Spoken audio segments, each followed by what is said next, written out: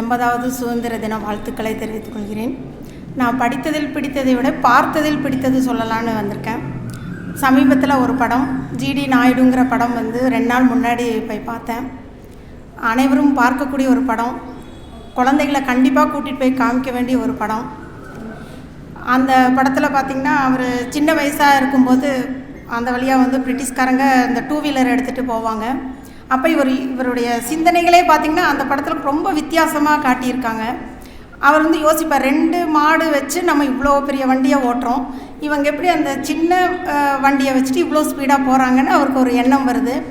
அவங்கக்கிட்ட போய் வண்டியை கேட்குறாங்க. அவங்க 250 ரூபா கொடுத்துட்டு வாங்கிட்டு போன்னு சொல்கிறாங்க. அந்த பணம் அவர்கிட்ட இல்லை. அந்த 250 ரூபா இல்லை. ஒரு வருஷம் அந்த சேர்த்து வச்சு எடுத்துகிட்டு போகிற வழியில் மக்கள் அப்போ அந்த பண்ணையாறுகள்லாம் கூலி சரியாக தராமல் ஒரு போராட்டம் நடக்குது. இவர் அந்த பணத்தை எடுத்துகிட்டு அந்த வண்டி வாங்க போகிறாரு.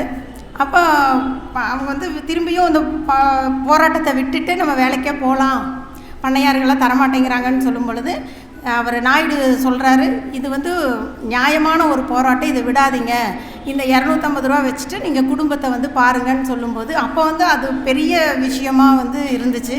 தன்னுடைய ஆசைகள் எல்லாமே ஆசைகள் முக்கியமாக அந்த போராட்டம் முக்கியமானு பார்க்கும்போது அது அவர் ரொம்ப அதுக்கு தான் முக்கியம் கொடுத்து பண்ணியிருக்காரு. அது ரொம்ப பிடிச்ச விஷயமா இருந்துச்சு. அதுக்கப்புறம் அவர் என்ன சொல்கிறாருன்னா, இன்ஜினியரிங் படிப்பை ஏன் 4 வருஷம் வைக்கிறீங்க, 2 வருஷம் வைங்க, அது ப்ராக்டிக்கலாக கொடுக்கும்போது 2 வருஷமே போதும், நிறைய உருவாகும் பொழுது தான் நிறைய கருவிகள் வருங்கிற கருத்தை அந்த படத்தில் சொல்லியிருக்காரு. அதுக்கப்புறம் பார்த்திங்கன்னா நிறைய விஷயங்கள் நமக்கு நம்பவே முடியாத சில விஷயம். நம்ம இத்தனை நாளாக ஒரு விடுதலை போராட்ட வீரர்கள்னால் ஒரு 10 பேர், அதை மட்டும்தான் நம்ம ஞாபகம் வச்சுருப்போம். அப்புறம் பார்த்திங்கன்னா நாட்டுக்கு நல்லது செஞ்சவங்க, தன்னுடைய தியாகத்தால் செஞ்சவங்கன்னா ஒரு 5-6 பேர் தான் ஞாபகம் வச்சுக்குவோம்.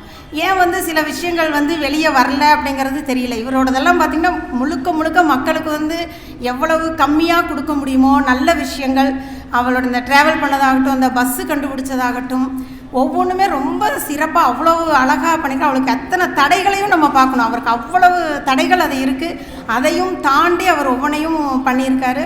இப்போ கடைசி காலத்தில் வரும்போது அந்த நிகழ்ச்சியை கேட்டுட்டு வந்தேன். கடைசி காலத்தில் ஒரு உடம்பு சரியில்லாதப்போ ரூமில் படுத்திருப்பாராம். அவருடைய பீரோவில் கட்டுக்கட்டாக இருக்குமா. அவங்க பேத்தி கேட்குறாங்க, தாத்தா இது என்ன கட்டுக்கட்டாக இருக்கும்போது கண்டிப்பாக சொல்லி ஆகணுமான்னு கேட்டாராம். அப்போ அவங்க பேத்தி இல்லை தாத்தா பரவாயில்ல சொல்ல வேண்டாம்னு சொல்லிட்டாங்களாம். யாரோ வருவாங்களாம், பேசுவாங்களா, ஒரு கட்டு எடுத்து கொடுப்பாராம். இவங்களுக்கு கடைசி வரைக்குமே அது என்ன, அந்த கட்டில் என்ன இருக்குது, அந்த பொருள் என்ன இருக்குங்கிறதே அவங்களுக்கு தெரியல. ரொம்ப நாள் கழித்து அவர் இறந்ததுக்கப்புறம் லெட்ரு வருதான், நீங்கள் கொடுத்ததுக்கு நன்றி. அத்தனையும் ஸ்கூலுக்கு கொடுத்துருக்காரு. பூராமே பணம், அத்தனை பணத்தையுமே அவர் ஸ்கூலுக்காகவே செலவு பண்ணியிருக்காங்க. அந்த மாதிரி ஒரு சிறந்த படம். எல்லாருமே போய் தேட்டரில் பாருங்கள். இதுக்கு நம்மளுடைய ஆதரவை கொடுங்க. அவரை பற்றின விழிப்புணர்வை கொண்டு வாங்க. இது மாதிரி நிறைய பேர் இருக்காங்க. அதே மாதிரி விடுதலை போராட்ட இதுவும் பார்த்தோம்னாலும் நிறைய வெளியே வராத விஷயங்கள், நமக்கு தெரியாத விஷயங்கள் தோண்ட நிறைய வருது. நம்ம தியாகம்னா ஒரு சிலரை மட்டுமே நம்ம பார்த்துட்ருக்கோம். அதை விடவே நிறைய பண்ணவங்களுடைய பேர்களோ இதெல்லாம் வராமல் இருக்குது. அதை இந்த கருத்தை நான் இங்கே எழுத்தாளர்களாக இருக்கீங்க, கொஞ்சம் அந்த கருத்தையெல்லாம் கொஞ்சம் எடுத்து வெளியில் கொண்டு வாங்க. ரொம்ப வாய்ப்பளித்ததுக்கு ரொம்ப நன்றி.